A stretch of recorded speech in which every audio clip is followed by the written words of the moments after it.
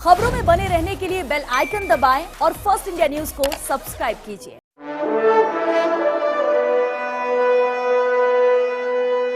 राजस्थान की सियासत अपने आप में इतिहास और विरासत को संजोए है। राजस्थान की राजनीति से निकले कद्दावर नेताओं ने प्रदेश और देश में यहाँ की माटी का नाम रोशन किया है। राजस्थान की राजनीति की तासीर है सद्भाव। सियासत की इसी महागाथा को हम आपके सामने अध्याय के जरिए लेकर आ रहे हैं। फर्स्ट इंडिया पर देखिए विशेष प्रस्तुति। जोधपुर के महामंदिर की गलियों में पला बढ़ा ये नौजवान इंदिरा गांधी, राजीव गांधी और नरसिम्हा राव की सरकारों में आगे चलकर मंत्री बना और फिर राजस्थान का मुख्यमंत्री। जोधपुर को बना दिया खुद की सियासत का केंद्र। एक दौर था जब एक लड़का क्लास में पढ़ता था और रिप्रेजेंटेटिव का चुनाव लड़ा।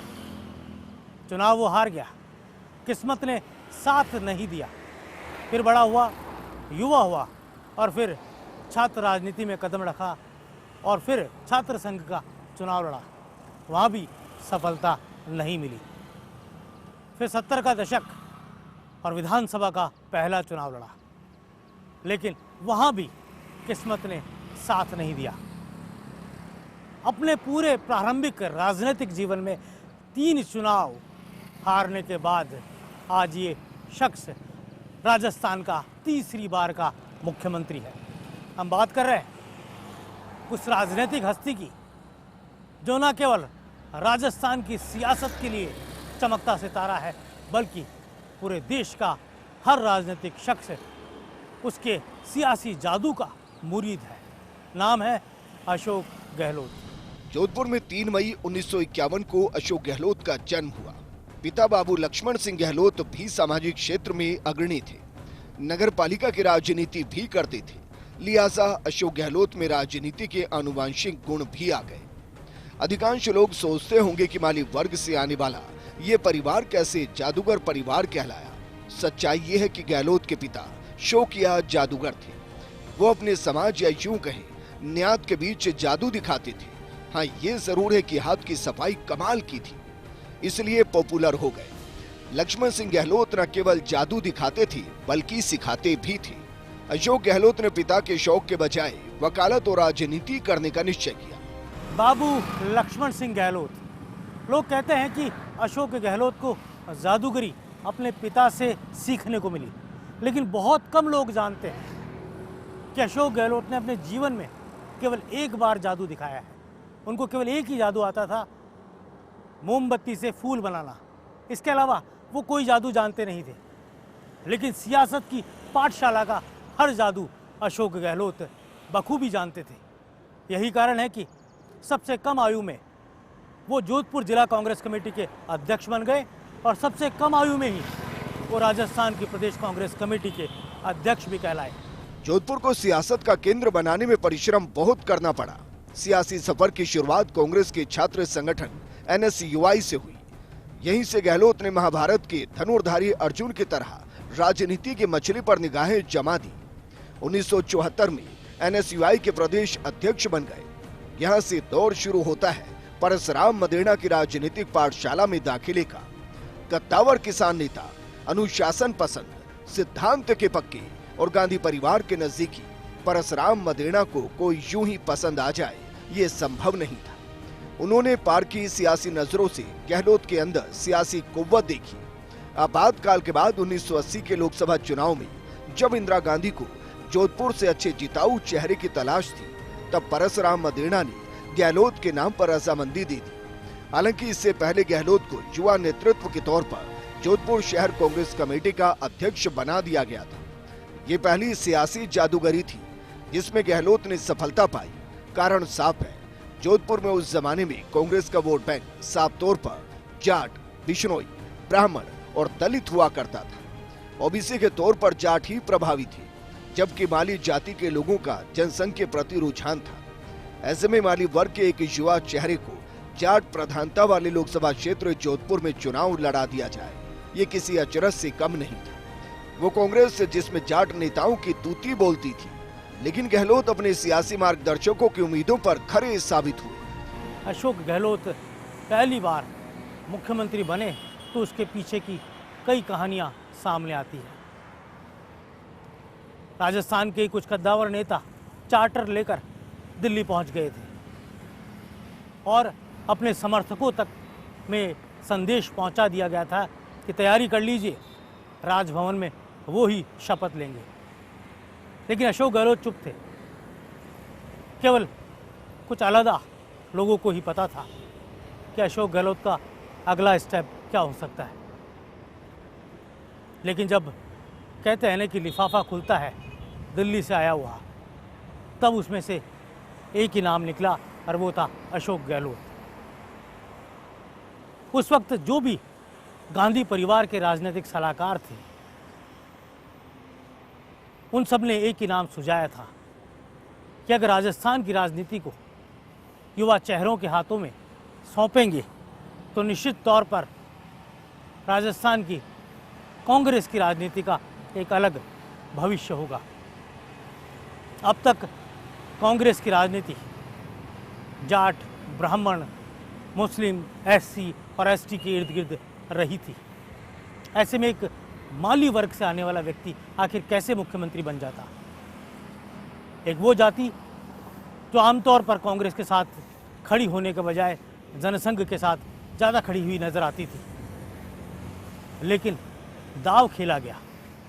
दाव इसलिए खेला गया क्योंकि जब अशोक गहलोत को प्रदेश कांग्रेस का अध्यक्ष बनाया गया था, उसी वक्त उनकी कार्यकुशलता ने उनकी प्रतिभा का लोहा मनवा दिया था। अलग अलग कैंप्स उस ज़माने में थे। अलग अलग कैंप्स को साधने रखना भी बड़ा टेढ़ा काम था और उन अलग अलग कैंप्स के अलग अलग मुख्यमंत्री हुआ करते थे। ऐसे में एक ऐसा चेहरा जो तटस्थ हो, जिस पर किसी की छाप नहीं हो, ऐसे में सियासी कौशल के तौर पर अशोक गहलोत का नाम आगे आया और तमाम वो समर्थक जो उस ज़माने में अशोक गहलोत के फॉलोअर्स थे, वो प्रफुल्लित हो उठे जब अशोक गहलोत राजस्थान के पहली बार सिरमौर बने और पहली बार राजस्थान के मुख्यमंत्री पद पर कांग्रेस पार्टी से निकला एक माली वर्ग का युवा उस पद तक पहुंचा। लंबा सफ़र ज़रूर था, लेकिन उस सफ़र ने कांग्रेस की राजनीति को राजस्थान में एक नई दिशा और दशा तक ले जाने का काम किया। गहलोत ने 1980, 1984, 1991, 1996, 1998 के लोकसभा चुनाव में जीत हासिल की। 1990 में एक लोकसभा का चुनाव जसवंत सिंह से हारे थे। जोधपुर की जयनारायण व्यास, बरकतुल्ला खां, मथुरा दास माथुर सरी के नामचीन सियासी शख्सियतों के नामों को ऊंचा ही किया। महज 34 साल की उम्र में प्रदेश कांग्रेस कमेटी के अध्यक्ष और फिर सांसद रहते हुए 1998 में राजस्थान के मुख्यमंत्री पद की शपथ ली। जयनारायण व्यास और बरकतुल्ला खां के बाद सूर्य नगरी की सियासत से निकलकर मुख्यमंत्री बनने का गौरव मिला। सीएम बनने के बाद उन्होंने मान सिंह देवड़ा की खाली की गई सीट सरदारपुरा से उपचुनाव लड़ा और पहली बार राजस्थान विधानसभा में विधायक बने। राजनीतिक हलकों में अशोक गहलोत से जुड़ी कई ऐसी सुनी और अनसुनी किंवदंतियां हैं, कई ऐसी कहावतें और बातें हैं जो राजनीतिक विश्लेषकों को अचरज में डाल देती हैं। जैसे कि उनके मुख्यमंत्री बनने के सफर को लेकर अक्सर ये कहा जाता है कि जब वो चुनाव लड़ते हैं तो उनका फेस नहीं होता आगे, लेकिन जब बात मुख्यमंत्री की आती है तब अशोक गहलोत आला कमान की पहली पसंद के तौर पर मुख्यमंत्री बन जाते हैं। पहली बार जब मुख्यमंत्री बने तब अनेकों नाम थे, लेकिन जब विधायकों की रायशुमारी की बात आई तब अशोक गहलोत नंबर सबसे ज़्यादा ले आए। दूसरी बार में तो उनके सामने गिनती के नेता थे, लेकिन फिर जब नंबर गेम की बात आई विधायकों ने उन्हीं का नाम लिया। और जब तीसरी बार बात आई तो सबसे ज़्यादा क्रूशियल था, यूँ कहा जा सकता था कि सचिन पायलट का नाम आगे चल रहा था। लेकिन जानकार मानते हैं आलाकमान के प्रमुख सूत्र कहते हैं कि 70 से अधिक विधायक अशोक गहलोत के नाम पर पर्ची बना चुके थे और कांग्रेस के ऑब्जर्वर्स को सौंप चुके थे। अचरज इसलिए है कि उनमें से अधिकांश वो चेहरे थे जिन्हें अशोक गहलोत ने टिकट नहीं दिया। टिकट किसी और के कोटे से मिला, लेकिन जब बात मुख्यमंत्री बनने की आई तब उन्होंने अशोक गहलोत का नाम प्रपोज कर दिया। इंडिपेंडेंट एमएलए जीते और एक एक करके अशोक गहलोत के आवास पहुंच गए और उनके नाम पर अपनी निष्ठाएं जता दी। तो ये ऐसी बातें हैं जिसको लेकर ये कहा जाता है कि अशोक गहलोत नंबर गेम में अग्रणी है। लोग कहते हैं कि वो जनता के नायक नहीं है, लोग कहते हैं कि वो मास लीडर नहीं है, लेकिन जब जब गांधी परिवार को बड़ी मीटिंग करनी राजस्थान में चाहिए, चाहे बेणेश्वर का इलाका हो, चाहे बाड़मेर की धरती हो, चाहे भरतपुर का बेल्ट हो और चाहे नहरी क्षेत्र हो, अशोक गहलोत ने अपने स्तर पर बड़ी सभाएं करके आलाकमान को ये जता दिया, कई बार जता दिया कि वो जनता को इकट्ठा करने में भी महारथी है। राजनीति एक तपस्या की तरह है, इसमें सेवा का भाव होना जरूरी है। अशोक गहलोत ने 1980 में पहला लोकसभा चुनाव लड़ते हुए जोधपुर की जनता से कहा था, यहाँ की यश कीर्ति बढ़ाने में कोई कसर नहीं छोड़ूंगा। आप लोगों की मान मर्यादा में कोई कमी आए ऐसा कोई कार्य नहीं करूंगा। अगर ऐसा किया तो जोधपुर वासी मुझे चाहे जो सजा दे सकते हैं। 28 साल का नौजवान अपने पहले ही चुनाव में ऐसी प्रतिबद्धता की बात करे, ये मिसाल है। फिर आगे चलकर जोधपुर को महानगर बनाने में गहलोत ने कई काम कर डाले। पेयजल के लिए Rajiv Gandhi lift canal, road gauge, telephone का विस्तार। आज जोधपुर अकेला ऐसा शहर है राजस्थान का जहां एम्स, NIFD, IIT, NLU जैसे राष्ट्रीय संस्थान स्थापित है। ये जानकर राजधानी के लोगों को ईर्ष्या हो सकती है, लेकिन जोधपुर में ऐसा है। अनेक उतार चढ़ाव यहाँ की राजनीति ने देखे। जयनारायण व्यास से लेकर बरकतुल्ला खान तक, मथुरा दास माथुर से लेकर अशोक गहलोत तक। कांग्रेस की राजनीति हो या जनसंघ या भारतीय जनता पार्टी की, लेकिन जोधपुर को राजनीतिक तौर पर अगर किसी ने पूरी दुनिया में और देश में ख्याति दिलाई तो वो है अशोक गहलोत। अनेकों नामचीन शिक्षण संस्थान वो यहाँ लेकर आए। जोधपुर को अंतर्राष्ट्रीय स्टेडियम का जो सपना था वो भी उन्होंने साकार करवाया। चाहे इंजीनियरिंग का क्षेत्र हो, चाहे मेडिकल का क्षेत्र हो, चाहे रोड हो, चाहे जलदाय की योजनाएं हो, चाहे जोधपुर में पानी लाने की बात हो, चाहे जोधपुर को अलग तरह से शहर के तौर पर जताने की बात हो। ब्लू सिटी के तौर पर विख्यात जोधपुर की ख्याति को बनाए रखने के साथ साथ जोधपुर की समृद्धि में अगर किसी का योगदान है तो वह अशोक गहलोत का है। और जोधपुर ने भी हमेशा उनका मान सम्मान रखा। शुरुआती चुनाव भले ही अशोक गहलोत ने नहीं जीते, लेकिन इसके बाद आगे चलकर वो चुनाव जीतते आए। जब लोकसभा के सांसद थे जोधपुर से, उसी वक्त उन्हें मुख्यमंत्री बनने का अवसर मिल गया। जोधपुर के ही सीट से उन्होंने चुनाव लड़ने का निश्चय किया और तब तत्कालीन जोधपुर के विधायक ने उनके लिए सीट छोड़ी और देवड़ा की जगह उन्होंने चुनाव लड़ा। बाई इलेक्शन जीतकर वो राजस्थान में मुख्यमंत्री की कुर्सी तक पहुंचे। ये वो दौर था जब अशोक गहलोत का राजस्थान में मुख्यमंत्री के तौर पर उदय हो चुका था और हर किसी को उम्मीद थी कि जोधपुर में विकास के 4 चांद लगेंगे। अशोक गहलोत ने उन उम्मीदों को साकार किया।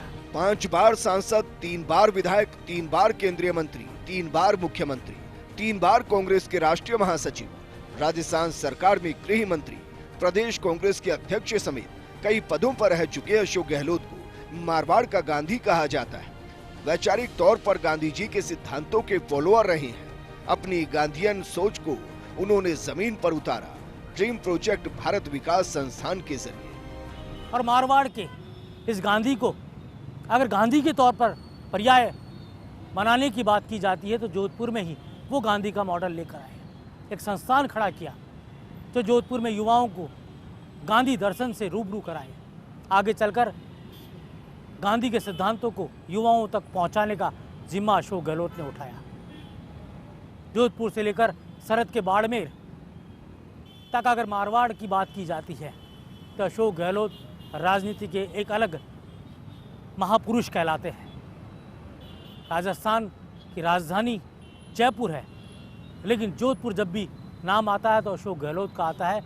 और राजस्थान ही नहीं, देश के राजनीतिक नक्शे पे अगर कोई व्यक्ति जोधपुर को लेकर पहुंचा तो अशोक गहलोत।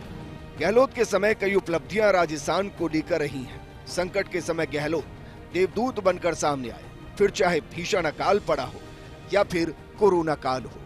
अशोक गहलोत की पहली सरकार राजस्थान के बड़े भूभाग पर अकाल की काली छाया मंडरा गई।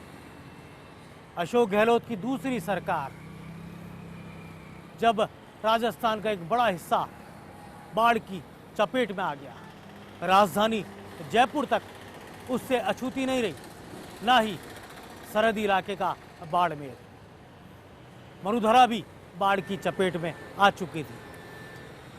अशोक गहलोत की तीसरी सरकार जब पूरी दुनिया में कोविड महामारी ने विकराल रूप ले लिया, हजारों लाखों की संख्या में लोग बीमार पड़ गए, बड़ी तादाद में लोग अपनी जान गंवा बैठे, राजस्थान में भीषण हालात पैदा हो गए। बड़ी संख्या में माइग्रेट्स अलग अलग राज्यों से पलायन होकर राजस्थान से गुजरने लगे या राजस्थान लौटने लगे।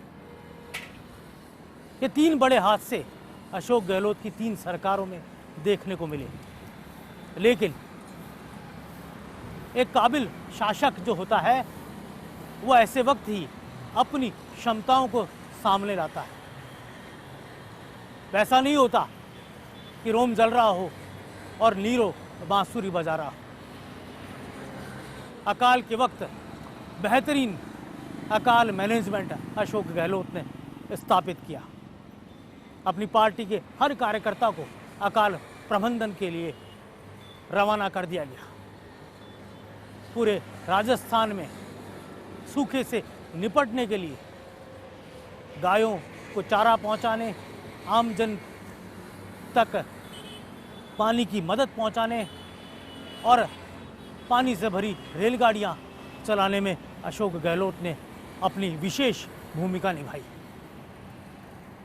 और जब कोविड जैसी महामारी हमारे सामने थी तब पूरी देश और पूरी दुनिया ने राजस्थान की गहलोत सरकार को सराहा और कोविड मैनेजमेंट की तारीफ की और अशोक गहलोत के भीलवाड़ा मॉडल को सबके सामने स्थापित किया। लेकिन इन सब के बीच तो सबसे बड़ी अहम बात ये रही, अकाल प्रबंधन के लिए अटल बिहारी ने अशोक गहलोत की प्रशंसा की। अटल बिहारी वाजपेयी ने माना कि अशोक गहलोत एक कुशल प्रबंधक है, अशोक गहलोत एक कुशल मुख्यमंत्री है, जिन्होंने राजस्थान में ऐसी विभीषिका से राजस्थान के लोगों को बचाने में अहम योगदान दिया और मैनेजमेंट में मारक क्षमताओं को हासिल किया। कोविड के दौर में मौजूदा प्रधानमंत्री नरेंद्र मोदी ने अशोक गहलोत के मैनेजमेंट को सराहा। देश के मुख्यमंत्रियों को ये नज़ीर दी कि अशोक गहलोत की तरह काम करके दिखाइए, अशोक गहलोत के कोविड मैनेजमेंट से सीख लीजिए। गहलोत एक अलहदा राजनेता है, इसमें संशय नहीं किया जा सकता। पिछले विधानसभा चुनाव की ही बात है, वो जोधपुर शहर में प्रचार करते हुए बीजेपी के उम्मीदवार कैलाश भंसाली के घर जा पहुंचे। चुनावी उफान के वक्त विरोधी दल के सबसे बड़े नेता को अपने बीच देख भाजपाई चौंक गए।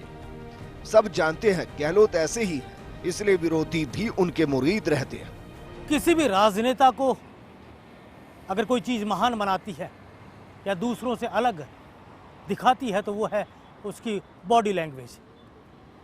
अशोक गहलोत ने जब राजस्थान में राजनीति की शुरुआत की और जैसे जैसे वो आगे बढ़ते गए वैसे वैसे उन्होंने कई मूल्य और कई उसूल स्थापित किए। मोहनलाल सुखाड़िया, हरिदेव जोशी, भैरव सिंह शेखावत की पाठशाला को उन्होंने बहुत करीब से समझा।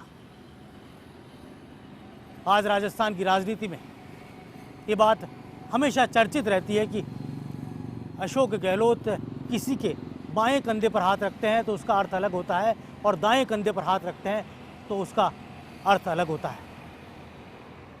और राजनीति की इस पूरी पाठशाला में अशोक गहलोत कब क्या कर बैठे ये भी किसी को अंदाज़ा नहीं होता। बात एक विधानसभा चुनाव की, जब जोधपुर में कैलाश भंसाली बीजेपी के उम्मीदवार के तौर पर चुनाव लड़ रहे थे। अशोक गहलोत भी प्रचार कर रहे थे और प्रचार करते करते अचानक वो बीजेपी के उम्मीदवार कैलाश भंसाली के घर पहुंच गए और अशोक गहलोत ने वहाँ कहा कि मैं तो चाय पीने आ गया। वहाँ जितने भी बीजेपी के कार्यकर्ता जो चुनाव प्रचार में लगे थे उन्होंने तत्काल कैलाश भंसाली को मैसेज किया कि अशोक गहलोत आपके खुद के चुनाव कार्यालय पर आ गए।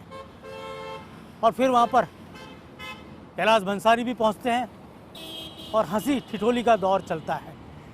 यही राजस्थान की राजनीति की तासीर है, यही सौहार्द है और यही सियासी सद्भाव है जो अशोक गहलोत ने हमेशा अपने सियासी जीवन में अपनाया। जब वो पहली बार शिवचरण माथुर की सरकार में जलदाय और गृह मंत्री बनाए गए थे तब एक अखबार की हेडलाइन थी, शिवचरण माथुर की सरकार में गहलोत मुख्यमंत्री। अर्थ समझिएगा, शिवचरण माथुर की सरकार में गहलोत मुख्यमंत्री। यूँ कहा जा सकता है कि चाहे पत्रकारिता के मूर्धन्य पत्रकारों का साथ रहा, चाहे अपने राजनीतिक जीवन में नए चेहरों को उठाने का समय हो, उनके प्रादुर्भाव और उनके उदय में खुद का हाथ रहा हो, और चाहे गांधीयन फिलॉसफी को आगे रखकर मारवाड़ का गांधी के तौर पर स्थापित करने की बात हो, अशोक गहलोत ने हर कदम पर अलग छाप छोड़ी। राजस्थान में अशोक गहलोत उस पीढ़ी की सियासत की अगुवाई करते हैं जो मोहनलाल सुखाड़िया, हरिदेव जोशी, भैरव सिंह शेखावत जैसे दिग्गजों की फिलॉसफी रही है। देश में भाईचारा मजबूत करने के लिए महात्मा गांधी के आदर्श सभी तक पहुंचे। अशोक गहलोत का ये कथन अपने आप में महात्मा गांधी के उस सिद्धांत को जताता और दर्शाता है जो फिलॉसफी अपने राजनीतिक जीवन में अशोक गहलोत ने अपनाई। सुचिता के साथ ही सामाजिक सरोकारों को निभाने की उनकी शैली रही। यही कारण है कि अपना जन्मदिन भी उन्होंने सामाजिक सरोकारों के साथ मनाया, आदिवासी तबके के साथ मनाया, जो जताता है कि कैसे अपने 3 कार्यकाल में मुख्यमंत्री रहते हुए अशोक गहलोत राजस्थान के विकास के साथ ही सोशल सिक्योरिटी पर विशेष फोकस करते हैं। एक सेकुलरवादी सोच के साथ ही आगे बढ़ने की उनकी जो नीति रही है वो यही है कि विकास का अर्थ यही है कि अंतिम पायदान पर बैठा व्यक्ति विकास की उस गति को समझे और उस तक सरकारी लाभ पहुँचे। एक लंबे सफ़र में अशोक गहलोत ने उन तमाम बातों को पूरा किया जो एक राजनीतिक आदर्श स्थापित करने के लिए पर्याप्त होती है। एक लंबे राजनीतिक कौशल के साथ, सियासी जादूगरी के साथ और इसी कार्यकाल में अपनी सरकार को बचाने के साथ कांग्रेस की मजबूती के लिए काम करते हुए और साथ ही उन बातों को बताते हुए जो कांग्रेस के आदर्श रहे, प्रतिमान रहे, लेकिन साथ ही ये भी उन्होंने विश्वास यहाँ की जनता के बीच कराया कि मैं था से दूर कोनी। आज अशोक गहलोत का जन्मदिन है। जोधपुर की खाटी सियासत से निकलकर आज प्रदेश और देश में अशोक गहलोत के चमकते सियासी सितारे हैं। आज अशोक गहलोत राहुल गांधी की आंख, नाक और कान है। तो जोधपुर के लिए वही पुराने अशोक है। लोग कहते हैं कि राजीव गांधी और इंदिरा गांधी, सोनिया गांधी, संजय गांधी, इनसे तो उनकी निभ गई, लेकिन राहुल गांधी और प्रियंका गांधी से कैसे निभेगी। लेकिन हाल ही में जब भारत जोड़ो यात्रा राहुल गांधी की राजस्थान से निकली और सबसे ज़्यादा लोग राजस्थान की सड़कों पर उस यात्रा में जुटे और हाथ से हाथ पकड़े अशोक गहलोत के साथ राहुल गांधी राजस्थान की सड़कों पर चलते हुए नजर आए, तो लोगों का ये भ्रम भी टूट गया और लोग ये मान गए कि गांधी परिवार की इस नई पीढ़ी के मार्गदर्शक भी अशोक गहलोत हैं।